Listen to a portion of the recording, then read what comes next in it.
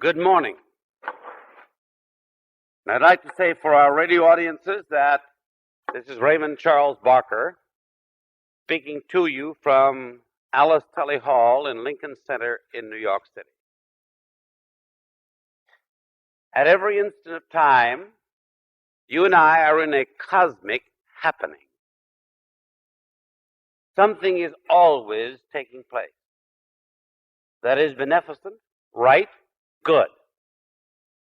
So we are always in this, we are always of this, and we are the means by which it acts.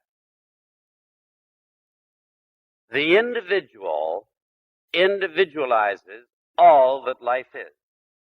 That's why we use the word individual. The whole thing is wrapped up in you, in myself, in each one of us. We are its reason for being because man is the necessity of God. Because without man, the infinite could not know itself. And that is why we have that wonderful story in Exodus of Moses, the burning bush. I'm sure it's allegorical, but it's beautiful.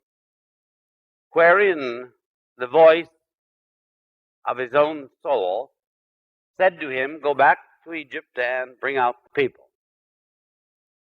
And he said, who shall I say sent me? And the interior voice said, I am that I am. Of course, I always translate that into, I am that I am, which the infinite eternally is. That awareness, that knowingness, that self-projection, which God is forever in action being. So you and I are valuable. We are important to life. We individualize the whole thing. We are it in action. And it is great. All right, let's be still a moment. Take this into our subconscious mind. There is one God, one eternal projecting of life, one eternal self-knowing, one eternal goodness, greatness, grandeur. And all of it is in us, in action through us. We are that which it is. It is that which we are. And all of this is good. All of this is perfect. All of this is right. All right, so it is. And as you know from the program and the ad in yesterday's time, I am speaking on the subject, you can. Now you also know that this is one of my booklets when I gave the talk about 5 years ago. Now again, I didn't read the booklet this week. So I'm not going to give you what's in the booklet. I'm going to give you whatever is in my consciousness as of now. Really, I'm going to talk upon the eternal possibility. Because that's it. The eternal possibility. See, most people, as they mature, forget the eternal possibility. When we are young, we are in its consciousness. We are expecting the great, the fine, the true, the beautiful. But after a while, we become weary of the supposed struggle of living, and we lose this glimpse of that which really can be for any individual at any age level, at any time, and in any place. Now, most people gradually let the world come in. And what the world says is you can't. Or it's too late. Or why bother?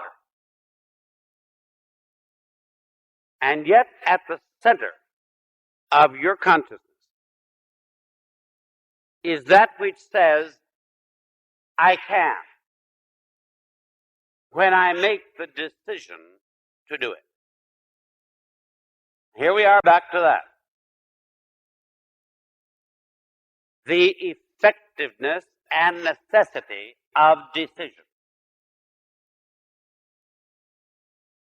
Deciding it, acting upon it, producing it, being it, becoming it, the whole thing. Now, your intellect comes in and says, oh, it's too late. All right, then, if you accept that, it is too late. So stay right on being what you are now and becoming a little less important all the time. You see, we have believed for thousands of years that man shouldn't expect the best. That man should accept whatever, in the old days, we called it the will of God, gave him. Now, we reversed that in the last 100 years. We swung right around. Years ago, and I mean 30 years ago, a teacher taught me an interesting statement. And it is this: the will of God for me is wonderful, and it's working for me now. I can't even tell you who put that into my consciousness. But it went in, and it has stayed with me. I have used it unknown time. The will of God for me is wonderful, and it's working for me now. Now, in the old order, we thought that all the ills of the human race were the result of the will of God. We were told that there was great virtue in poverty, that sickness was really a spiritual affliction, and that we should endure to the end. Now, interestingly enough, there's a phrase struck my mind of Paul. He wrote, he that endureth to the end shall receive a crown of glory. Meaning, the sicker you get, the poorer you get, you will eventually get a crown of glory. Well, I don't want a crown of glory. I want it here, I want it now, and I have it. You want it here, you want it now, and you should have it if you don't have it. And most of you have it. At least you old-timers have been listening to me so long. It's now or never. So, it isn't around the corner, and it doesn't knock just once. It is a now thing, instantly available to the perceptive, affirmative consciousness, and I can and you can. Now, don't tell people about it because they'll think you're strange. Do it silently, unless you're all alone, then you can do it audibly. The two words, I can. So the intellect comes in and says, but you can't, you know you can't, and you never will.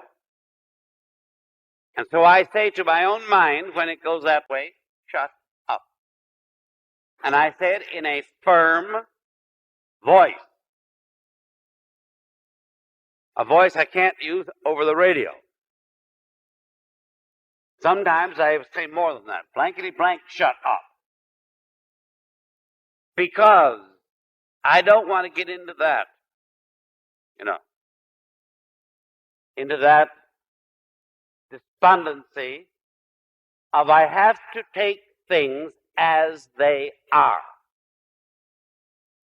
Because no one has to take things as they are. The human mind, when it is spiritually inspired, can do miracles. Now, the human mind, without spiritual inspiration, can do very little except maintain that which is. And I've had enough of that. See, no matter how healthy I am, and I want more of it. No matter how much prosperity I have, and I want more of it. And I intend to get it. I intend to have it happen. Because anything you want can happen when you have had it happen in your consciousness. When you have arrived at a decision that it will happen, then all the processes of the subjective mind go into action to produce it according to your designation. See, we are conscious minds in an infinite field of subconscious causation. The human mind, conscious mind, I'll call it now, the conscious mind can initiate ideas. That's its sole function. Because the conscious mind has no feeling. All feeling and all motivation and all causation are subconscious. So the conscious mind initiates an idea.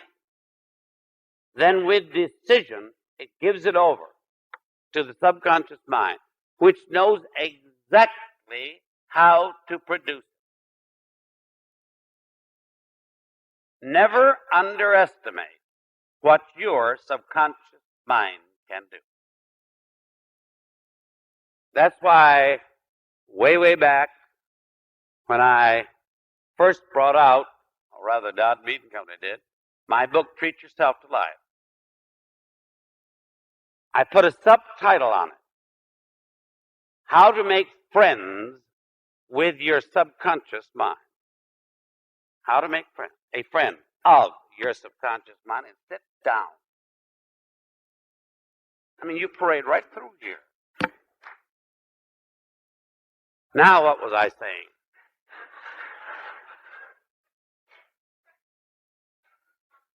How to make friends with your subconscious mind. All right. I better make my mind at peace with these two friends. And I do. Love you anyway. As my mother said, and I'm sure yours did, I love you in spite of. That was always cheery. Now, the subconscious mind is the universal mind. It knows exactly what to do, how to do it, and it does it when you leave it alone. Now, let us say that you make a decision, conscious mind level,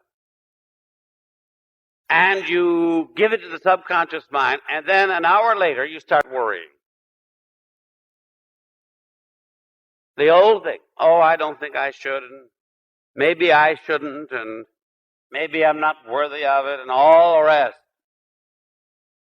And so you've given a whole new idea to the subconscious mind. So it says, okay, then I'll stop that, and I'll keep you as you are, the worrier,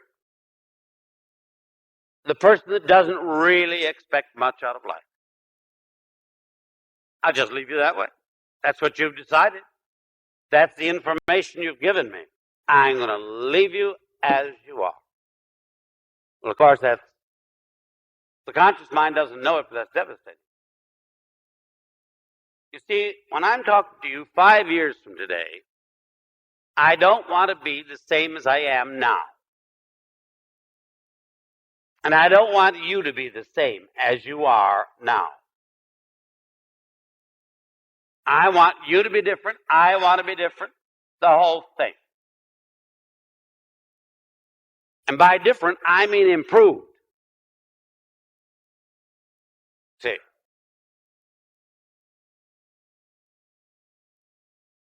So the good book says, to them that have shall be given. And then it adds, and to them that have not shall be taken away that which they have, which we have in our modern American parlance called the rich get richer and the poor get poorer. Same thing. To those that have the idea of their own abilities, they can have what they want. And for those who do not have that, then forget it. Even that which they have will be taken away. I have trained myself through the years to think of myself as potential, as that which can be, so that I am not merely a case history from birth to now. You see, years ago I said, we are not the people of the past, which psychology defines. We are the people of the now, moving into that which can be. Because if I go to the past, or have a therapist do it, he or she can explain exactly why I am the way I am.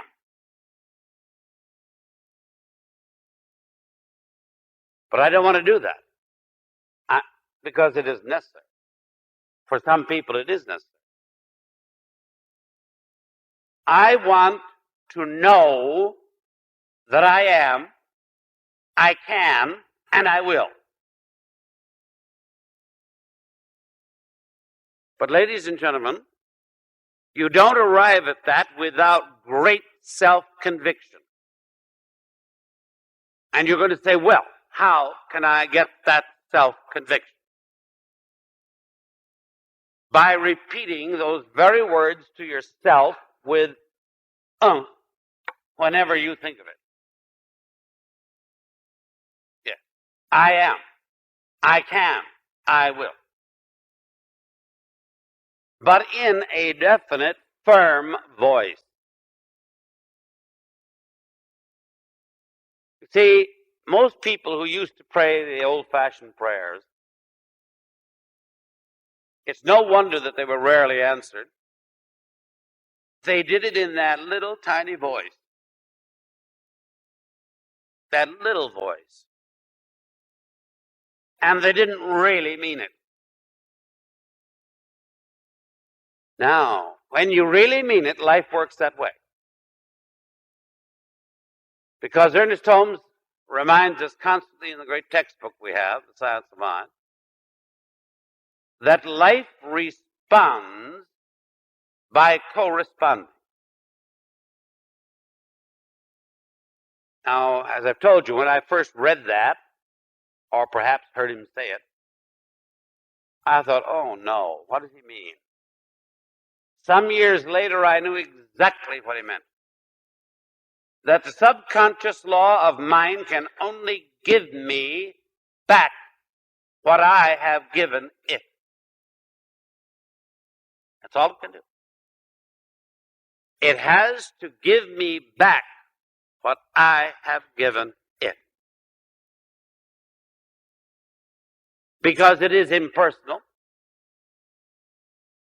Again, it doesn't know what it's doing, but it knows how to do it. So your bedside radio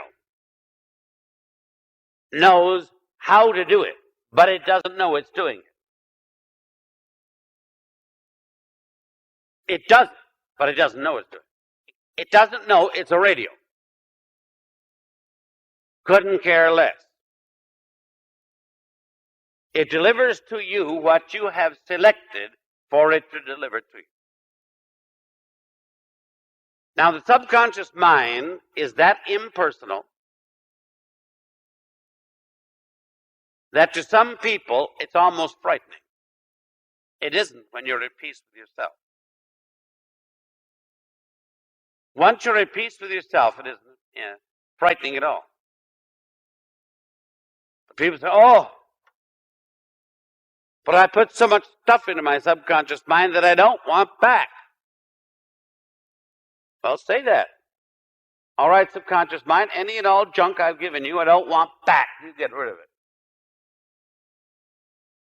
See, we are interesting people. We talk to ourselves.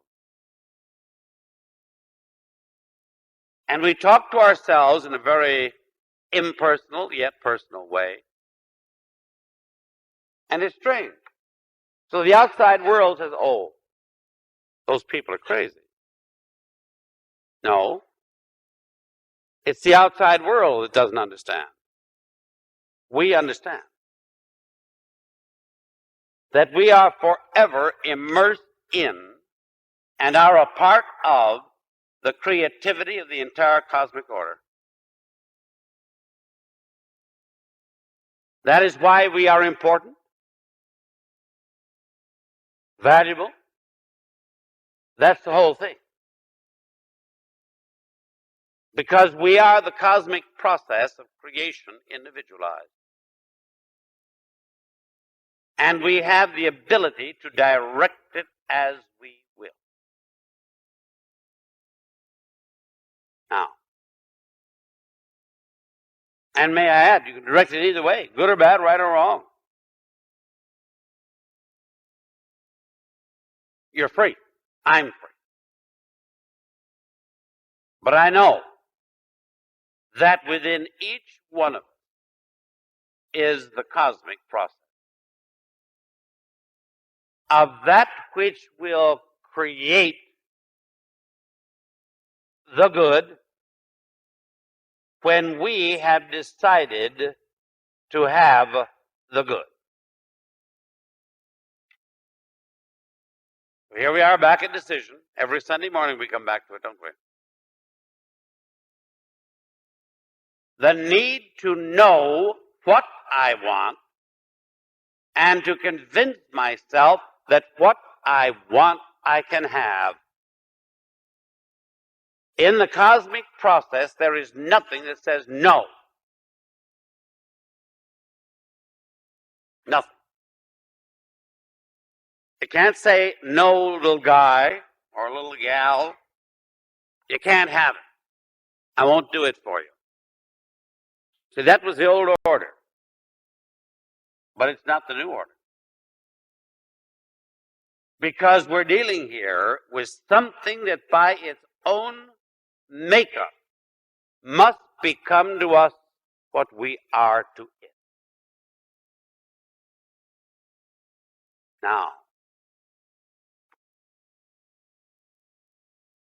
why hasn't this been around for generations? It has. It has. So Jesus said to the people around him, it is done unto you according to your belief.